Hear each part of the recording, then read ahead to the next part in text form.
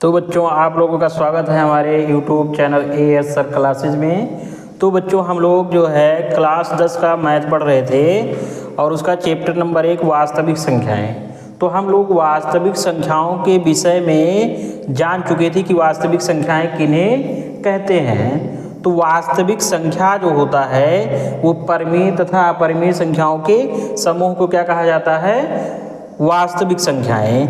अब परिमेय और अपरिमेय संख्याएं मतलब जितनी भी संख्याएं हैं लगभग सभी आ जाती हैं, केवल दो संख्याओं को छोड़कर। एक तो आपका जो है काल्पनिक नंबर और दूसरा जो है आपका सम्मिश्र संख्याएं, ठीक है, या कॉम्प्लेक्स नंबर।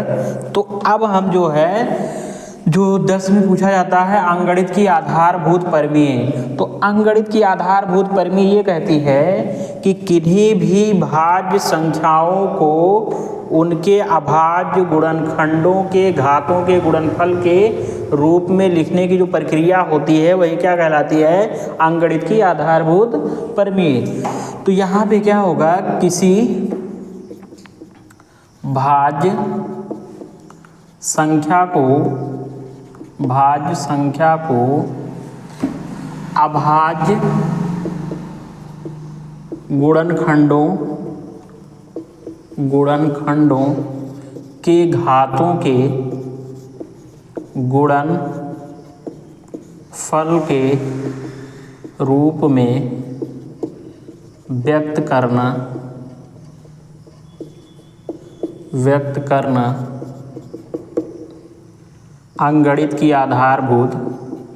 अंगणित की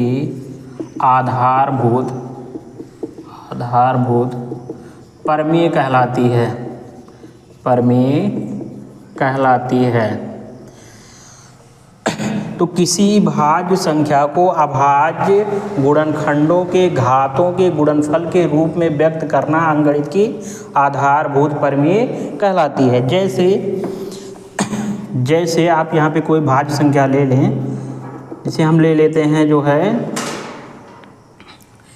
80 ले लेते हैं। 80 कैसी संख्या है? भाज्य संख्या है। अब इसको क्या करो कि अभाज्य गुणनखंडों के रूप में लिखो।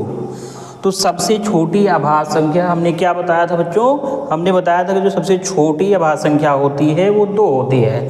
तो जब भी किसी भाज्य संख्या का फैक्टर किया जाता है तो 2 से हम शुरुआत करते हैं। कहाँ से शुरुआत करेंगे? 2 से। तो 2 से जब इसको भाग करोगे तो कितना आएगा? 40। और फिर 2 से जो है इसको डिवाइड करोगे तो कितना आएगा?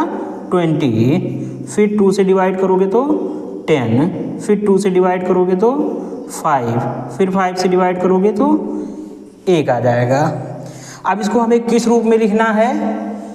इसको हमें लिखना है अंगणित की आधारभूत परिमेय के रूप में। तो अंगणित की आधारभूत परिमेय के रूप में जब आप इसको लिखोगे, मतलब 80 जो है आपका भाज्य संख्या है और इस भाज्य संख्या को जो है उसके अभाज्य गुणनखंडों के घातों के गुणनफल के रूप में व्यक्त करना है। तो यहाँ पे हम क्या करेंगे? इसका जो है फैक्टर लिखेंगे। तो इसका फैक्टर क्या है? 2 × 2 × 2 × 2 × 5। तो यहाँ पर अगर देखो बच्चों ध्यान से, तो 2 जो है कितनी बार आया है? 4 बार आया है। तो 2 अगर 4 बार आया है, 4 बार रिपीट हो रहा है, तो इसका मतलब इस पर कितना घात लगा देंगे? 4 घात लगा देंगे। तो कितना हो जाएगा? 2 के घाते 4 × 5। 2 के घाते 4 × 5। यही विधि जो होती है लिखने की, यही अंगणित की आधारभूत परिमेय कहलाती है। तो अब आप लोगों को समझ में आ गया होगा कि अंगणित की आधारभूत परिमेय क्या होगी। अब बच्चों आप लोगों को जो है हम कुछ काम दे रहे हैं, इसको जो है आप करके हमारे कमेंट बॉक्स में डाल दीजिएगा। जैसे एग्जाम्पल के रूप में आप लिख लो, क्वेश्चन लिख लो। एग्जाम्पल क्या? क्वेश्चन ही लिख लो। अब क्वेश्चन आपके लिए है कि 50 है, 60 है, 100 है। अब बच्चों अगर इसको आप करके डालते हो हमारे कमेंट बॉक्स में तो हम समझेंगे कि हाँ आप लोग कुछ पढ़ रहे हो, ठीक है। अब इसके बाद जो है हम लोग जो है एक और टॉपिक देखेंगे। अब वो नया टॉपिक क्या है? इधर देखो, तो नया टॉपिक है HCF तथा LCM। तो HCF तथा LCM जो होता है वो किन्हीं 2 या 3 संख्याओं से निकाला जाता है। तो यहाँ पे एक संबंध बनता है कि प्रथम संख्या गुणे दूसरी संख्या, प्रथम संख्या गुणे दूसरी संख्या, HCF into LCM, HCF into LCM। HCF जो होता है वो हाईएस्ट कॉमन फैक्टर कहलाता है और ये लीस्ट कॉमन मल्टीपल कहलाता है, ठीक है। तो हाईएस्ट कॉमन फैक्टर मतलब किन्हीं 2 संख्याओं में जो सबसे कॉमन संख्या होती है उसी को कहा जाता है, या इसको जो है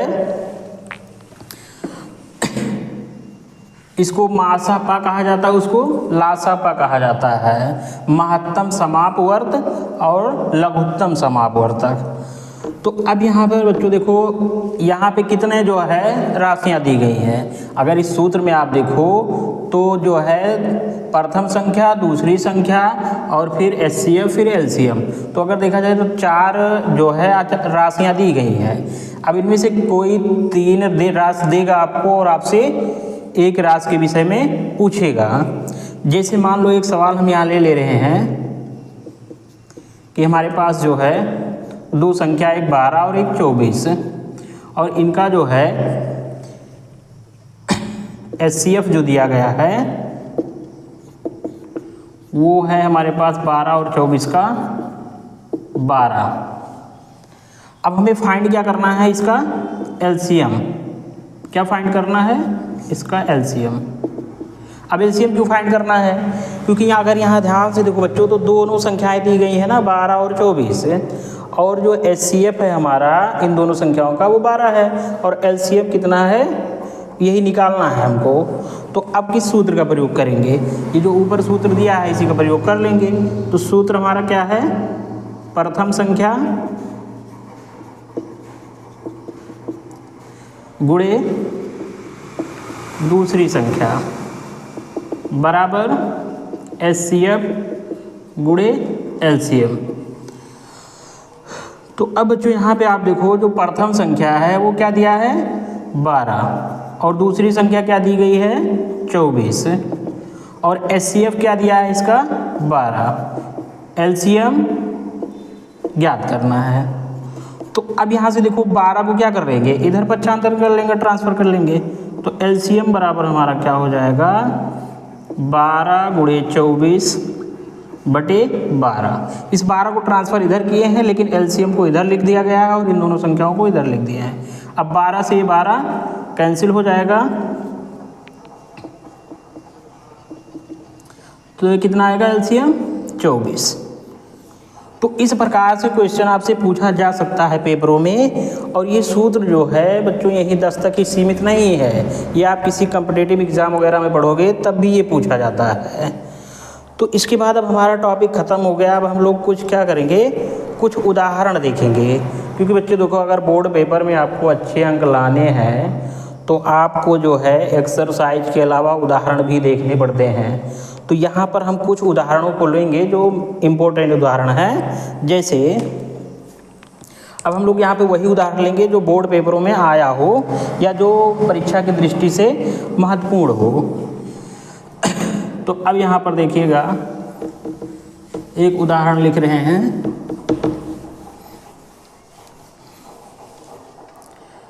तो यहाँ पर पहला क्वेश्चन जो हम लेंगे उदाहरण के रूप में, यहाँ हम आपको HCF और LCM सिखाएंगे। जिसे आपको यहाँ पे क्या करना है कि 3 संख्याएं दी गई हैं, संख्या 6,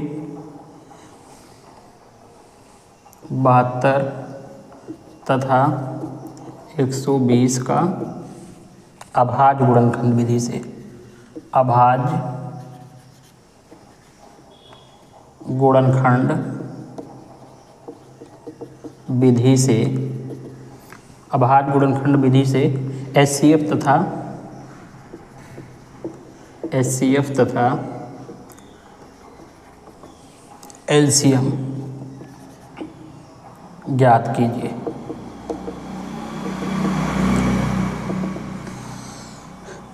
तो यहाँ पे देखो बच्चों, जो ये सवाल दिया है इसने पूछा है कि संख्या 6, 72 और 120 का अभाज्य गुणनखंड विधि से HCF तथा LCM ज्ञात करना है।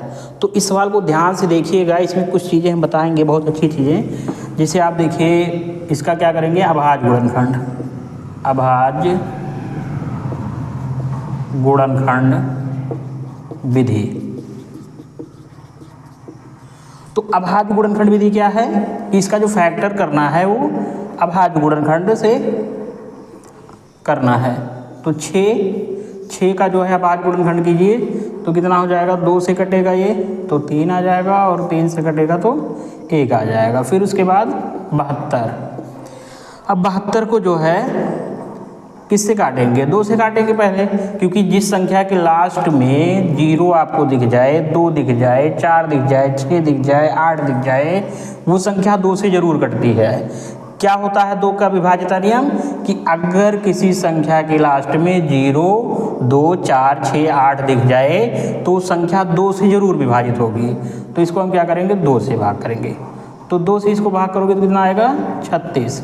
फिर 2 से भाग करोगे तो कितना आएगा, 18। फिर 2 से भाग करोगे तो कितना आएगा, 9। फिर 3 से भाग होगा ना, क्योंकि जो 9 है वो तो नहीं कटेगा ना 2 से।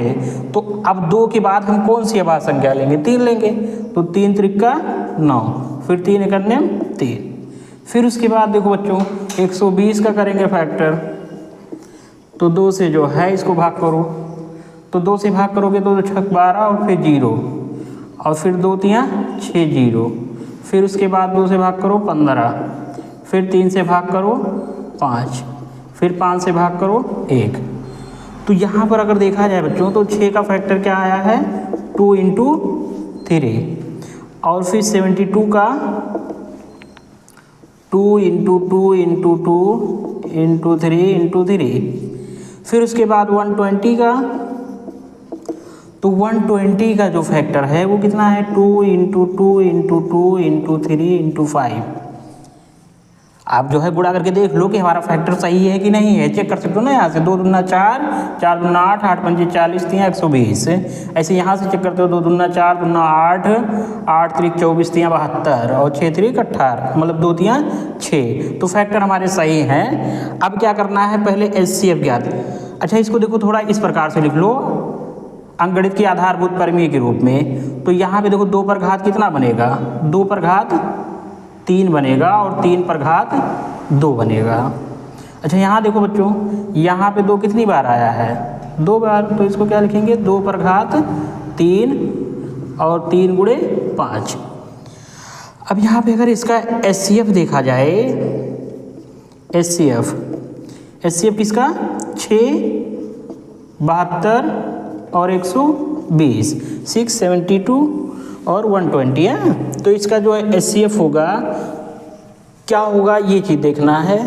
तो देखो बच्चों, आप लोगों को एक तरीका बता रहे हैं HCF निकालने का। तरीका ये है कि आप जो है तीनों के फैक्टर में जो है वो नंबर ढूंढिए जो तीनों में हो। तो अगर ध्यान से देखा जाए बच्चों, तो 2 जो है सब में मौजूद है ना, सभी के फैक्टर में 2 है। तो अगर सभी के फैक्टर में 2 है, तो अब ये तो हमने देख लिया कि सभी के जो है फैक्टर में 2 है, लेकिन 2 का सबसे छोटा घात कहाँ मौजूद है, 2 का सबसे छोटा घात किस फैक्टर में मौजूद है। तो अगर ध्यान से देखो तो जो ये 6 का फैक्टर लिखा है, इसमें 2 का सबसे छोटा घात है ना, तो HCF में हम सबसे छोटे घात को लेंगे। फिर उसके बाद देखो बच्चों, जिससे इस पहले वाले फैक्टर में 3 आया ना, तो अब हम देखेंगे कि सभी में 3 आया है कि नहीं आया है। तो अगर ध्यान दिया जाए तो इसमें भी 3 है, इसमें भी 3 है, इसमें भी 3 है। तो अगर सब में 3 है तो ये तो हमारा पहला कंडीशन हो गया कि सब में 3 है। अब ये हम देखेंगे कि किस में 3 का सबसे छोटा घात मौजूद है। तो अगर ध्यान दो तो 3 के घाते 1 यहाँ पे है, 3 के घाते 2 यहाँ पे है, और 3 के घाते 1 यहाँ पे है। तो 3 का जो सबसे मिनिमम पावर एग्जिस्ट करता है वो 3 पर पावर 1 एग्जिस्ट करता है, ठीक है। तो यहाँ पे क्या लेंगे, 3 लेंगे। तो कितना हो जाएगा, 2 3 6। तो इसका HCF क्या निकल के आया, 6। तो बच्चों जब भी आप अभाज्य गुणनखंड विधि से सवाल लगाओ या प्राइम फैक्टराइजेशन मेथड से आप क्वेश्चन करो तो आपको क्या करना है कि सभी का पहले फैक्टर कर लो, और ये एचसीएफ अगर निकालना हो तो पहले ये देखो कि सभी के फैक्टर में जिस संख्या को हम देख रहे हैं वो है मौजूद कि नहीं, और अगर मौजूद है तो उसमें से सबसे छोटी संख्या लो, ठीक है, सबसे छोटा घात वाला। फिर उसके बाद उनका फैक्ट गुणा कर दो, एचसीएफ मिल जाएगा। अब एलसीएम के लिए देखो क्या होता है, ध्यान से देखिएगा, बहुत अच्छी बात और बहुत सही बात बता रहे हैं। ये आपको जो है बोर्ड पेपर के अलावा और भी जगह पर काम आएगा। तो यहाँ पर देखिएगा, अब ध्यान दो कि पहले हम उन संख्याओं को ढूंढोगे जो सभी में मौजूद हो। तो जैसे यहाँ पे आप देखो तो 2 इसमें भी है, 2 72 के फैक्टर में भी है, 2 120 के फैक्टर में भी है। लेकिन अब हम ये देखेंगे कि 2 का सबसे बड़ा घात कितना है। तो यहाँ पर अगर देखा जाए तो 2 का सबसे बड़ा घात क्या है, 2 पर पावर 3। तो क्या लेंगे, 2 पर पावर 3। इसमें देखो एचसीएफ में मिनिमम पावर लिया गया था ना, इसमें मैक्सिमम पावर ढूंढेंगे। फिर उसके बाद देखो बच्चों ध्यान से कि 3 जो है सब में मौजूद है ना। अगर 3 देखा जाए तो 6 के फैक्टर में भी, 72 के फैक्टर में भी, 120 के फैक्टर में भी है। तो यहाँ पे हम ये देखेंगे कि 3 जो है किसके गुणनखंड में 3 का पावर सबसे बड़ा है। तो अगर देखा जाए तो 3 का पावर सबसे बड़ा इस वाले में है, 72 वाले में। तो यहाँ पे 3 के घाते 2। फिर उसके बाद देखो बच्चों ध्यान से, अब जो संख्याएं छूट रही हो इन सब के फैक्टर से उनको लिखा जाएगा। अब जैसे 2 और 3 के अलावा इन तीनों के फैक्टर में क्या आया है, 5 आया है ना, तो 5 को ले लो आप। अब देखो इनके गुणा करने का तरीका क्या होगा, आपको जो है हम यहाँ पढ़ाने के साथ साथ गुणा भाग भी सिखाएंगे, कैसे आसान होगा आपके लिए गुणा।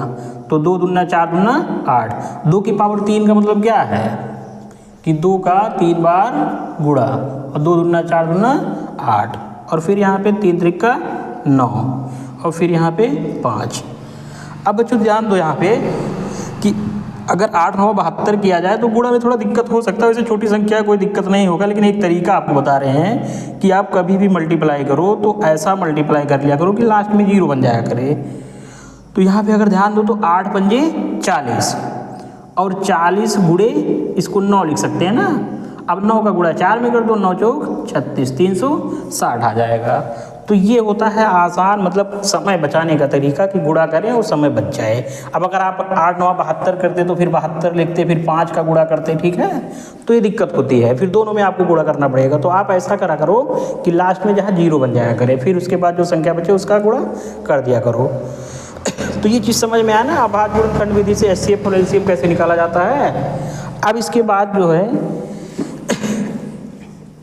दूसरा उदाहरण लेंगे जो बोर्ड पेपर के पॉइंट से बहुत ठीक ठाक क्वेश्चन है, जो बोर्ड है, बोर्ड के दृष्टिकोण से ये क्वेश्चन बहुत ही इम्पोर्टेंट क्वेश्चन है।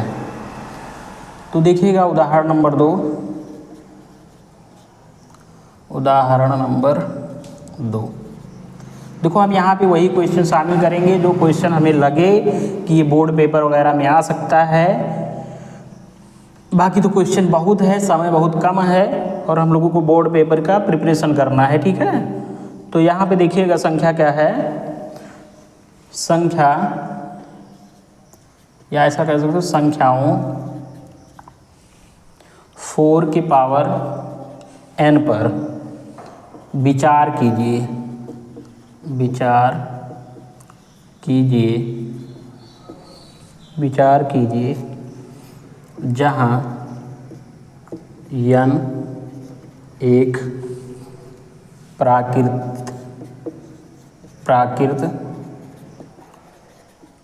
संख्या, प्राकृत संख्या है, प्राकृत संख्या है। जांच कीजिए, जांच कीजिए कि क्या n का कोई ऐसा मान है ऐसा मान है जिसके लिए 4 के पावर n अंक शून्य पर समाप्त हो, अंक शून्य पर समाप्त हो या शून्य पर समाप्त होता है। ये भी सवाल बहुत ही इम्पोर्टेंट क्वेश्चन है, इस पे लगा देते हैं वेरी वेरी इम्पोर्टेंट, ठीक है, क्योंकि ये क्वेश्चन बोर्ड में पूछा जा सकता है बच्चों। तो यहाँ पे ध्यान दो कि इसको हल करने से पहले एक चीज़ आपको हम बताना चाहेंगे कि कोई संख्या 0 पर तभी समाप्त होती है जब उसके फैक्टर में 2 और 5 हो। 2 और 5 का होना अति आवश्यक है। क्या है? अति आवश्यक, मतलब कंपलसरी है उस संख्या में 2 और 5 का आना। तो यहाँ पे देखिएगा जो संख्या हमें दिया गया है, संख्या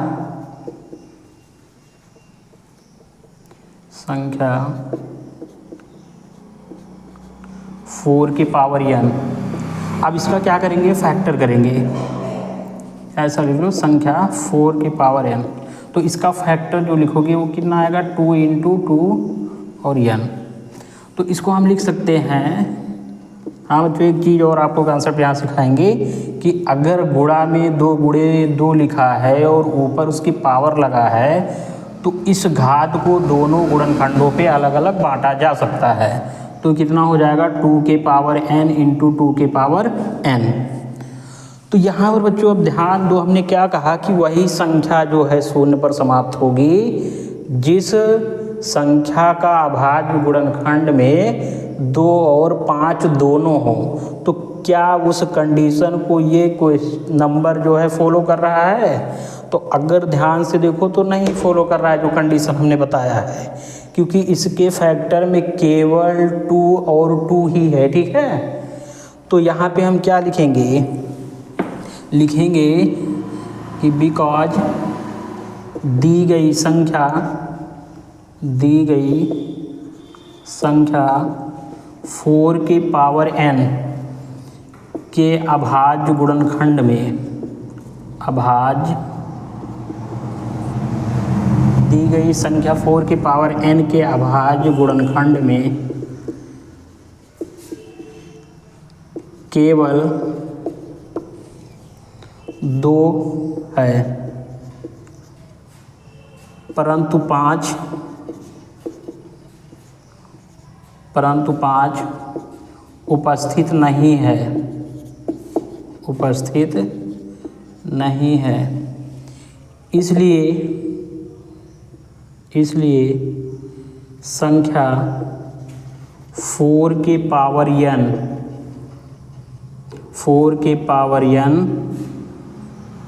n के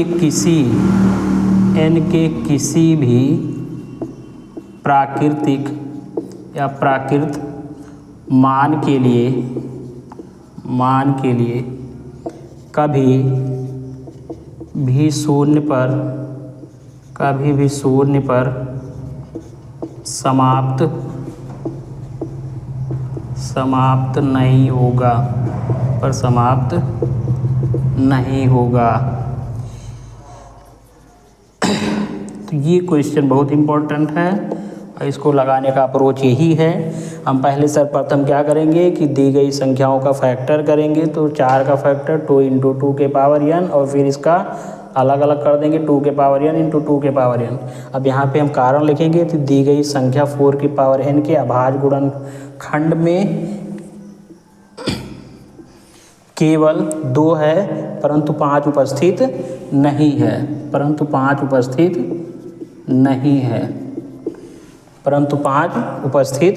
नहीं है। इसलिए संख्या 4 के पावर n के किसी भी प्राकृतिक मान के लिए कभी भी शून्य पर समाप्त नहीं होगा। और भी देख रहे हैं, अगर कोई इम्पोर्टेंट सवाल है तो बता दे रहे हैं। तो यहाँ पर एक क्वेश्चन देख लो, ये क्वेश्चन पूछा जाता है बोर्ड पेपरों में, उदाहरण से ही है ये भी क्वेश्चन।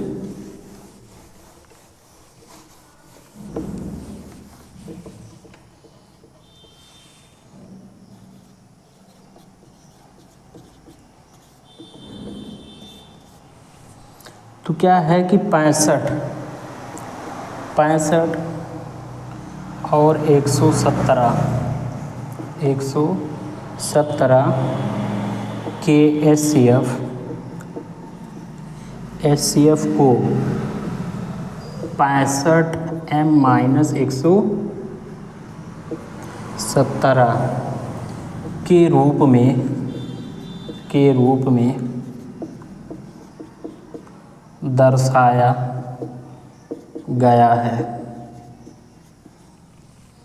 दर्शाया गया है। m का मान ज्ञात कीजिए।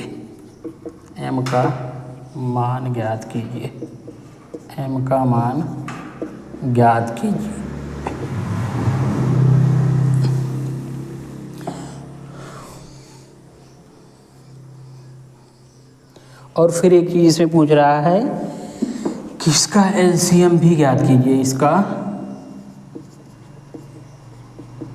LCM भी ज्ञात कीजिए। अब देखो इस क्वेश्चन को लगाने का अप्रोच, तो यहाँ पे हमें क्या दिया है कि 65 117 के HCF को 65M-117 के रूप में दर्शाया गया है और m का मान ज्ञात करना है और इसका LCM भी ज्ञात करना है। तो सबसे पहले क्या करेंगे कि 65 और 117 का HCF ज्ञात कर लेंगे। तो आप अभाज्य गुणनखंड विधि से ज्ञात कर लो। तो 65 का फैक्टर क्या होगा, तो ये 2 से तो कटेगा नहीं और 3 से भी नहीं कटेगा, तो 5 से चेक करेंगे। तो 5 एकन्यम 5 और 5 तियाँ 15 और 13 एकन्यम 13। फिर उसके बाद 117 2 से तो कटेगा नहीं, क्योंकि 2 से कटने का रूल क्या है 0 2 4 6 8। तो यहाँ पे 2 से ना कट के 3 से चेक करेंगे। तो 3 से कटने का तरीका क्या होता है कि सभी संख्याओं के डिजिट को जोड़ लिया जाए, 3 से भाग किया जाए। अगर उस 3 से कट जाता है तो क्या होगा कि पूरी संख्या 3 से कट जाएगी। अब यहाँ पे करना क्या है, जैसे 1 + 1 + 7 इसको ऐड कर लो तो कितना हो जाएगा 7 2 9 और 9 3 से कट जाएगा। तो इसका मतलब ये संख्या भी पूरी 3 से कट जाएगी। तो 3 त्रिका 9 और बचा कितना 2, 3 9 27, फिर 3 एकन्यम 3, फिर 3 त्रिका 9, फिर 13। तो यहाँ पे अगर इसका HCF देखा जाए, देखो बच्चों डायरेक्ट HCF निकालेंगे हम लोग। HCF जो होगा कितना 65, 117 का कितना आएगा। तो अगर इनके फैक्टर में देखो कौन सी संख्या कॉमन मिल रही है 13 ना, तो यही 13 जो है इसका HCF हो जाएगा। अच्छा बच्चों एक चीज़ यहाँ पे ध्यान दो कि इसका HCF 65M-117 के रूप में भी लिखा जा सकता है। तो यहाँ पे हम लिखेंगे इसको HCF ऑफ 65 117। क्या लिख सकते हैं इसको 65M-117 बराबर कितना 13। अब क्या करेंगे 117 को उधर ट्रांसफ़र कर देंगे। तो 65M बराबर 13 प्लस कितना 117। अब यहाँ पे देखिए बच्चों, तो 117 + 13 कितना होगा 130 बटे 65। अब 65 से जो है भाग कर दो इसको।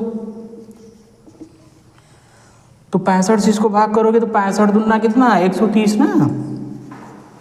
अब देखो बच्चों आप लोग अपने हिसाब से काट लीजिएगा, बाकी डायरेक्ट लिख सकते हो 65 दूना। तो m का मान कितना आ गया, m का मान 2 आ गया।